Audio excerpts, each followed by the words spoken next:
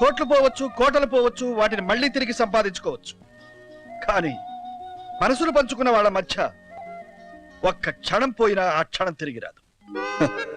జీవితాన్ని నేను ఆటగా తీసుకున్నాను. అందుకే ఆ జీవితం నాతో ఆడుకుంది. నన్నెందుకు ఈ నరకంలోకి లాగారు? నేను మనసారా ప్రేమించాను, అగ్నిసాక్షిగా పెళ్లి చేసుకున్నాను. ఇంతకంటే నా ప్రేమకు నిదర్శనం ఏం కావాలి? ధనవంతులు, మీరు అనుకున్నది జరుగుతుంది. కానీ ఒకటి మాత్రం గుర్తుంచుకోండి, దౌర్జన్యంతో సింహాన్ని బంధించగలరేమో కానీ పువ్వుని వికసింప చేయలేరు. ఈ పెళ్లితో నా శరీరం మీద హక్కు సంపాదించుకున్నారు, కానీ నా మనసు మీద మీకు అధికారం లేదు. మనసు వచ్చిన శవాన్ని మీ ఇష్టం. కేవలం కామవంచతో నీ శరీరాన్ని కోరే పశువుని అనుకున్నావా? నన్ను పూర్తిగా అపార్థం చేసుకున్నావు.